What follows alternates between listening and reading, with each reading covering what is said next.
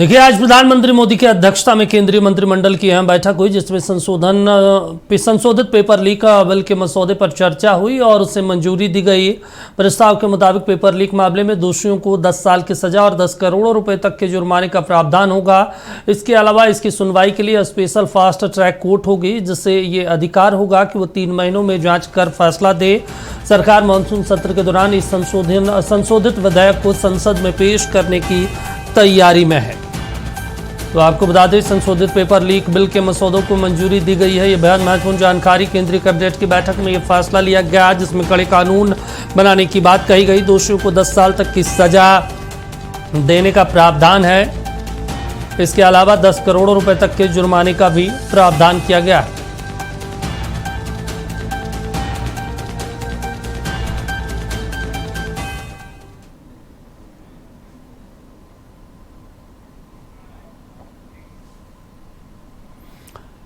पूरे देश भर में नीट विवाद को लेकर चल रहे विरोध प्रदर्शन पर पीएम मोदी ने बयान दिया। देर रात प्रधानमंत्री मोदी ने एक वीडियो जारी कर छात्रों को भरोसा दिलाया कि नीट परीक्षा को लेकर हमने कदम उठाया है।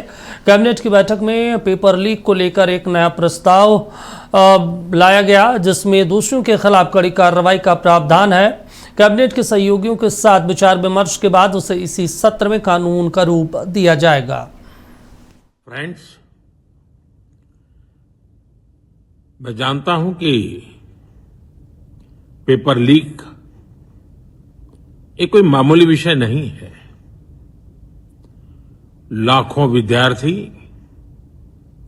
और उनके अभिभावकों के लिए बहुत ही पीड़ादायक है और इसलिए पेपर लीक घटना से अब तक पिछले 2.5 महीनों में अनेक विध कदम उठाए गए। गुनहगारों को पकड़ा गया है, वे जेल में पड़े हैं। हमारा सबसे महत्वपूर्ण जिम्मा था कि विद्यार्थियों का 1 वर्ष बर्बाद न हो। तत्काल परीक्षाएं लेना बहुत जरूरी था। सरकार ने अभी पूरी शक्ति का उपयोग करके कम से कम समय में 22 लाख जितने विद्यार्थियों के एग्जाम हो जाएं, इसका प्रबंध किया। और अभी 5-6 दिन पहले 19 तारीख को रिजल्ट भी आ गया और देश भर में उत्तीर्ण हो गए विद्यार्थियों की खुशियों की खबरें भी आ रही हैं। लेकिन हम वहां पर संतोष मानने वाले लोगों में से नहीं है और इसलिए मैंने आज फास्ट ट्रैक कोर्ट के लिए विभागों को निर्देश दिए थे। आज विभागों ने लगातार मेहनत करके देर रात मुझे मुसद्दा भी दे दिया। फास्ट ट्रैक कोर्ट और कठोर सजा के प्रावधान के साथ का ये मुसद्दा कल कैबिनेट में चर्चा होगी। कैबिनेट के साथियों के सुझाव के बाद उसका अंतिम रूप दिया जाएगा और सोमवार से संसद का दूसरा सप्ताह शुरू हो रहा है। तब जल्द से जल्द उस बिल को सदन में पारित कराने का प्रयास किया जाएगा। प्रधानमंत्री मोदी के द्वारा वीडियो जारी कर पेपर लीक मामले पर कठोर कानून बनाए जाने की बात कही। इस पर बिहार में सियासत गरमा गया है। सत्ता पक्ष ने जहां इसे पीएम की संवेदनशीलता की तारीफ की, तो वहीं विपक्षी दलों ने इस पर कड़ी प्रतिक्रिया जताई है। सत्ता पक्ष का कहना है, अब आंदोलन की कोई जरूरत नहीं, तो विपक्षी दल शिक्षा मंत्री के इस्तीफे की मांग कर रहे हैं। लगातार जब से एनडीए की सरकार बनी है, तब से नीट के 9 बार से ज्यादा पेपर लीक हुए। आखिर इसके लिए जिम्मेदार कौन है? प्रधानमंत्री जी, माननीय शिक्षा मंत्री जी को हटा क्यों नहीं रहे? ऐसी क्या राज है, ऐसी क्या बात है जो प्रधानमंत्री जी शिक्षा मंत्री को नहीं हटा रहे? मोदी जी जो ट्वीट किए हैं तो ट्वीट करने से काम चलेगा, वीडियो जारी किए उससे काम चलेगा।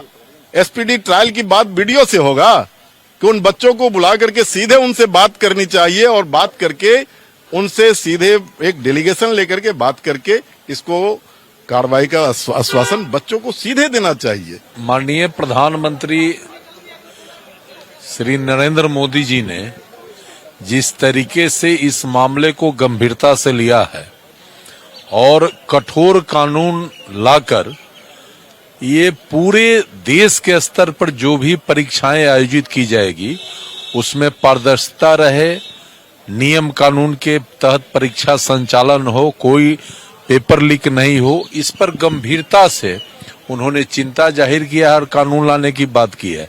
ऐसे में अब कोई आंदोलन करना, कोई प्रदर्शन करना कहीं से उचित नहीं है। हमेशा जनता से वादे करने के बाद वो मुकर जाते हैं। जनता कितना विश्वास करेगी?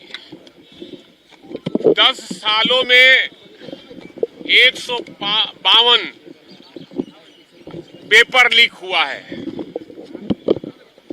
विद्यार्थियों का, नौजवानों का, छात्रों का सब्र टूट गया और इसलिए वो रोड पर आए।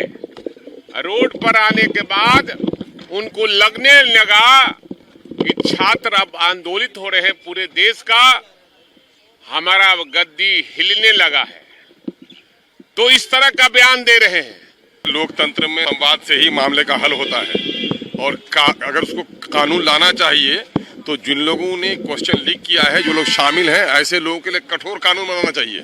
बेचारे स्टूडेंट का क्या कसूर रहा है? अरे उनके भविष्य के साथ खिलवाड़ हुआ है। आप गार्जियन हैं देश के, आपके साथ जाकर फरियाद किया है। फरियादी पर डंडे नहीं चलते, फरियादी के खिलाफ कानून नहीं बनते, जालिमों के खिलाफ कानून बनना चाहिए। और अगर अब भी दीवार की लेखनी को नहीं पढ़े हैं मोदी जी, अगर ये कानून अगर छात्रों के खिलाफ कोई गलत कानून बनाने का प्रयास करेंगे तो मैं समझता हूं कि अपने आगे खुद घड़ा खोदेंगे वो। हम समझते हैं जो कांग्रेस की जो कुकर्म थी उसके आक्रोश पर मोदी जी को वोट दिया, 19 में वोट दिया, वहां तक चलेगा। लेकिन 24 में जो हम लोग, 19 में जो हम लोग वोट दिए हिंदुस्तान के लोग, हम लोगों से काफी भूल हुई। प्रधानमंत्री संपूर्ण रूप से 100% झूठ बोलते हैं। फास्ट ट्रैक कोर्ट की उन्होंने बात की है, उसका कोई रिजल्ट आने वाला नहीं है। इसलिए एक बात आप जान लीजिए, प्रधानमंत्री जी को ईमानदारी से, नैतिकता के साथ धर्मेंद्र प्रधान का रिजाइन लेना चाहिए। यही मेरा आग्रह और निवेदन है। उन्होंने कहा है कि हम फास्ट ट्रैक कोर्ट बना दिए, हम सेंसिटिव हैं। छात्रों के ऊपर जो ब्रूटल लाठीचार्ज दिल्ली में हुआ उसके ऊपर एक शब्द नहीं कहा। और प्रधानमंत्री ने एक झूठ भी कहा कि जितने paper leak, NEET paper leak में जितने लोग शामिल थे सब लोगों को हम लोग जेल में डाल दिए हैं, जबकि हकीकत क्या है, सबको बेल मिल रहा है। 2022 में जो पेपर लीक में थे संजीव मुखिया, उनको जस्ट बेल मिला है। तो प्रधानमंत्री डरे हुए हैं, कॉम्प्रोमाइज प्रधानमंत्री हैं और छात्रों के आक्रोश को ठंडा करने का जो कोशिश कर रहे हैं वो नहीं हो रही। चलिए, इस पर ज्यादा जानकारी के साथ स्टेट हेड मरगूब जी हमारे साथ लाइव जुड़े हैं पटना से। मरगूब जी, आज विधानसभा के अंदर भी गहमा गहमी देखने को मिला इस मुद्दे को लेकर, छात्रों को लेकर।